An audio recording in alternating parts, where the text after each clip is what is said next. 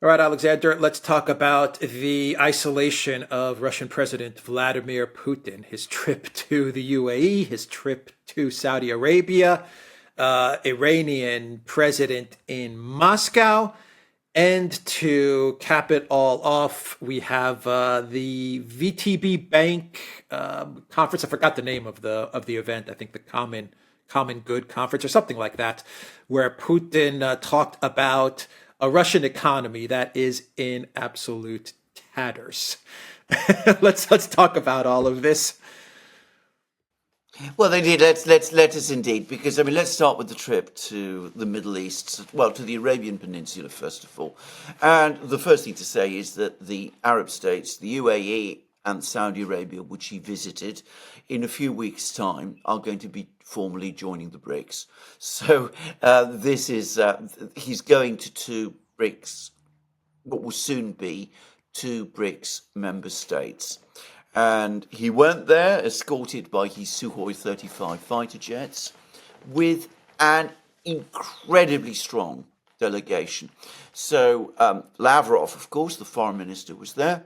His chief economic advisor, Oreshkin, was there. His chief foreign policy advisor, Ushakov, was there also. But also, along with those, Kadyrov, the head of the Chechen government, was there. And it was interesting because you don't usually see Kadyrov joining Putin on foreign trips. And that does make me wonder whether Kadyrov has not had a very substantial diplomatic role. It was clear to me that MBS and Kadyrov know each other.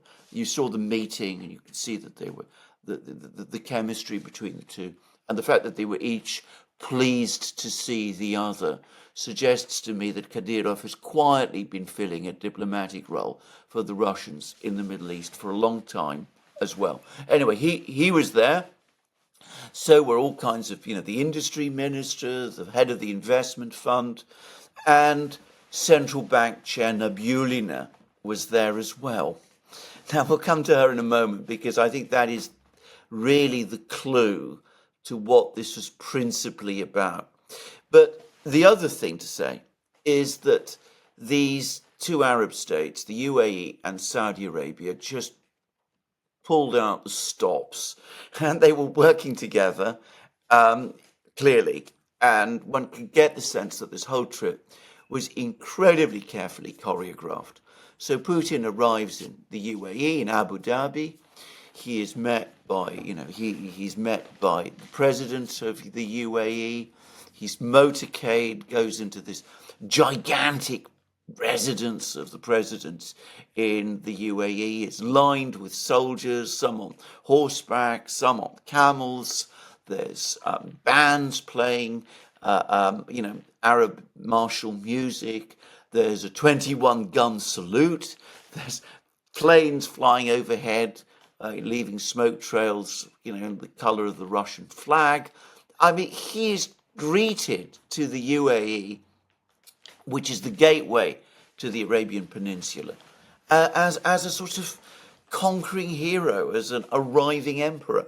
And it's quite remarkable to see the pictures of this, the sheer pomp and circumstance and ceremony of it. And when he arrives in Riyadh, the king of Saudi Arabia, King Salman, is himself there to greet Putin at the airport. That is apparently very, very unusual. He then is met by MBS. It's all smiles. There's clearly huge amount of friendship and goodwill amongst all of these people.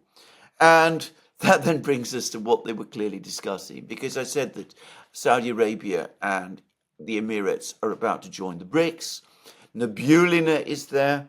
There's lots of discussion about economic matters, about investments, about the Saudis and the Emiratis and the Russian economy, about the Russians building nuclear power stations in Saudi Arabia, about technology and industrial investment and trade and, of course, oil. And there's an announcement about, they're going to work even more closely on oil matters. But Nabulina's presence tells you that a key part of this discussion must be the setting up of the new payment system, the new BRICS payment system for the future of the oil trade, because why else would you bring your central bank chair if not to discuss something like that? And that's clearly what this whole discussion was. I don't say it was principally about, but it was one of the things that it was mostly about. It's huge news. Oh, it's absolutely huge news. If you're the United States and you're looking at this, you're probably, just wondering. Well, I would hope that you're wondering where did it all go wrong, but I doubt they're saying that. But Well, they should you be. are They pretty should. worried if you're watching this. Well, absolutely. I mean, bear in mind that Saudi Arabia and the UAE are long historic American allies, and of course, throughout the Cold War, they were very strong opponents of the Soviet Union. I mean, they didn't even have diplomatic relations with the Soviet Union, and now you see the Russian president being greeted in a way that is incredibly, with all this ceremony and all this friendship and all these smiles and all this delight to see him, and allowing him to enter the airspace of these countries escorted by Russian fighter jets. I mean, it demonstrates how strong the relationship between the Arabian states, the Arab states, these Gulf monarchies, and Russia now is. It's clear that for the Saudis and for the Emiratis, the relationship with Russia and in the BRICS states is now paramount. Now contrast that with what happened a few weeks ago when Blinken came to Riyadh during the start of the Gaza crisis, wanted to speak to MBS, and MBS kept him waiting a whole night long before he condescended to meet with him. So the contrast between that visit and this one is astonishing. And given that they are clearly talking about payment systems, that ought to be a massive alarm bell for the United States. Yeah. Okay. So UAE, Saudi Arabia, and then we have Iran Yeah. in Moscow. Which of course before we go on to that meeting in itself, notice of course that the Saudis and the Emiratis, who just a year ago we all thought of as enemies of Iran, well, they're obviously well aware that the Iranian president is going to Moscow. Far from being bothered about that, they still greet Putin as this dear friend. So you can see how completely the political geography of the Middle East has changed. That this diplomatic revolution brokered by the Chinese, this reconciliation between Iran and Saudi Arabia, the way it's changing everything now in the Middle East. So Raisi has been in Moscow. Again, a massive discussions about economics, about trade, about military relations. The Russians, it's now confirmed, have completed an arms agreement with Iran. They're going to supply Iran with Sukhoi 35 fighter jets, with Yak 130 trainer and ground attack aircraft, with helicopter gunships, with all of these things. So the military relationship is now in full swing. But of course, the key point, the major thing that was agreed over the course of this discussion was that Iran and the Russian-led Eurasian Economic Union, which includes the Central Asian states, they're now going to enter into a free trade agreement. So that means free trade agreement between Russia and the Central Asian states, and Belarus, by the way, and Iran. Russia itself, as we now know, has these very, very close economic links with China. It means, in effect, that Iran is now being fully integrated into the Eurasian economic system. And we're going to see railway lines, apparently, and roads, shipping lines across the Caspian Sea, and all of that. And that will ultimately transform the Iranian economy. Iran is now in a position where it's got free trade with its northern partners who have relations, close economic relations with China. So it means the Chinese goods and investment can move unhindered all the way to Iran. Payments can now flow through these alternative payment systems. American sanctions on Iran, Western sanctions on Iran, are now on the brink of total collapse. Yeah, the north-south corridor. Yeah. Okay, so we can now talk about the economy, the Russian economy, and the statements that Putin made at the VTB's Russia Calling Forum, the Russia Calling Forum. And Putin, he threw out some pretty impressive numbers as far as the Russian economy is concerned. And he also talked about the John McCain myth, or the John McCain statement that so many in the collective West have internalized to their own detriment, which is that Russia is, or was, a gas station masquerading as a country. And Putin had some remarks about that statement as well. So yes, indeed. I mean, economy. It was the most extraordinary speech, and it's now, I think, starting to appear to many Russians, and perhaps also to Putin himself, and this is important, that Russia's economic relations with Europe especially, far from being a enabler of Russian economic development, were instead a hindrance to Russian economic development.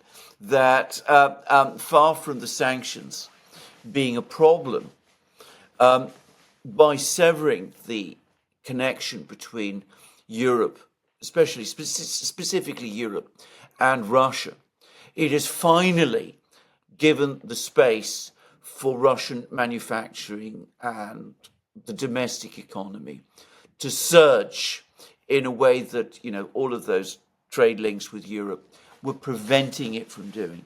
So what's happened is all those imports that Russia used to make from Europe, the consumer goods, the cars, all of that kind of thing, the spare parts, all that's gone.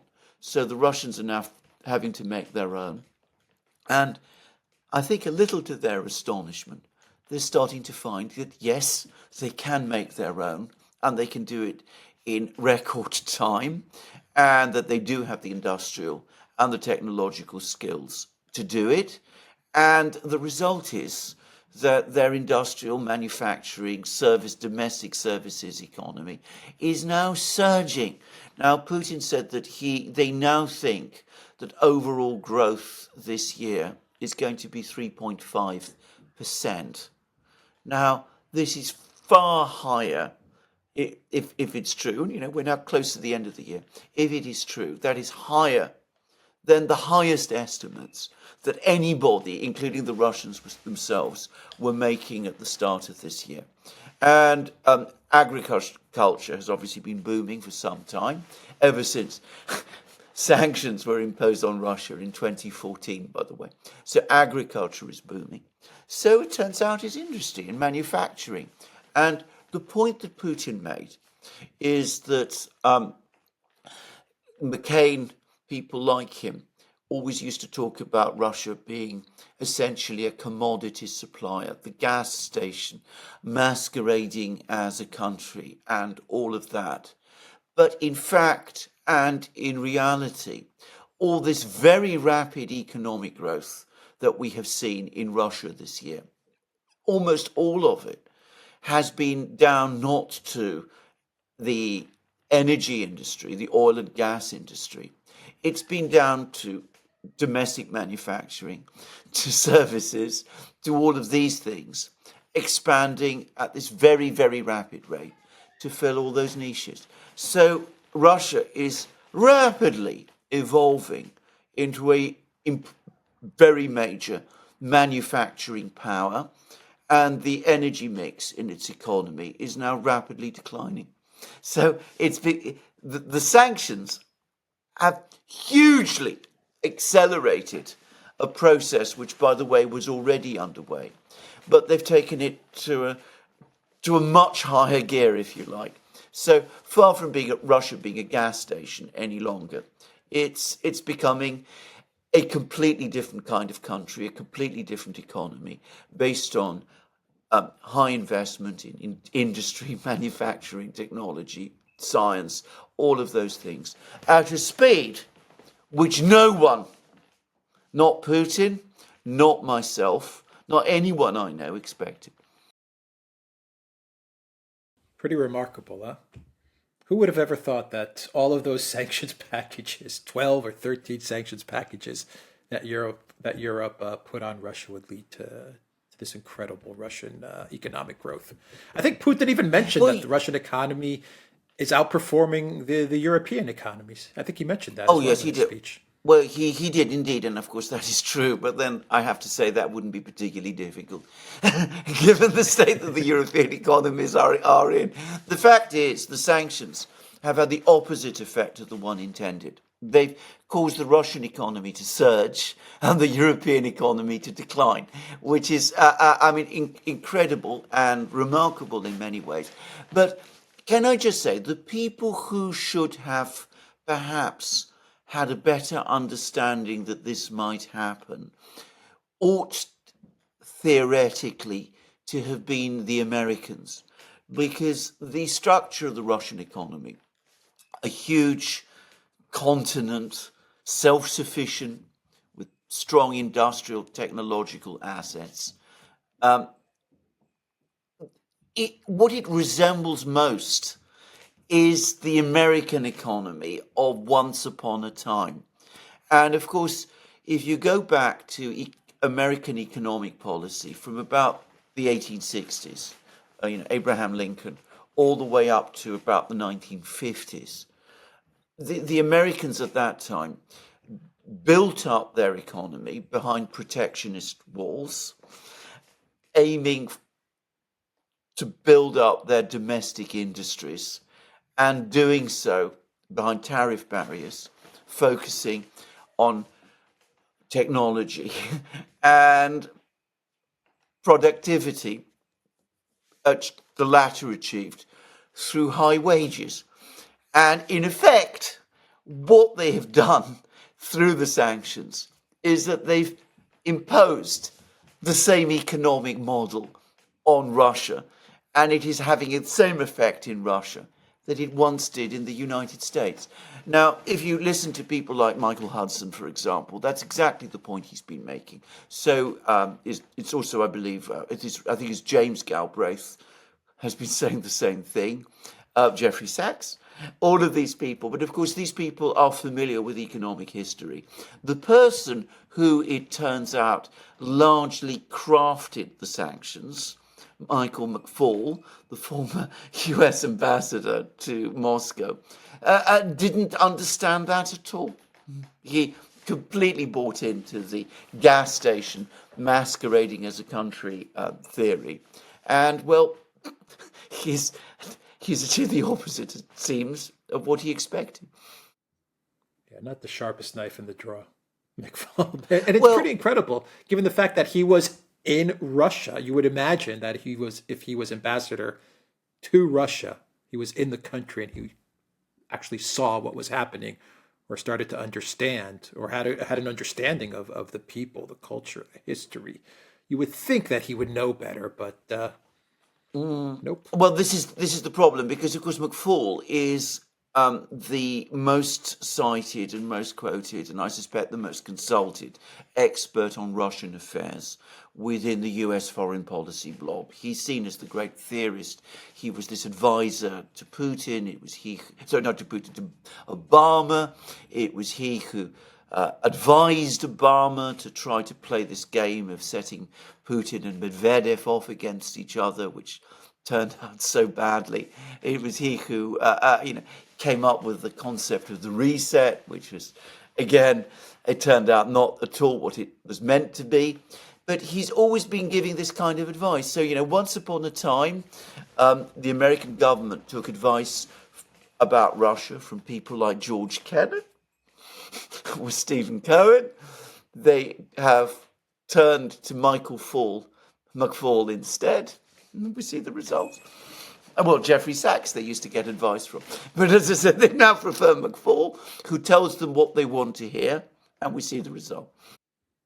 Yeah. All right. We will end it there. The Duran.locals.com. We are on Rumble, Odyssey, BitChute, Telegram, Rockfin, and Twitter X. And go to the Duran shop. 20% off. Use the code, the Duran20. Take care.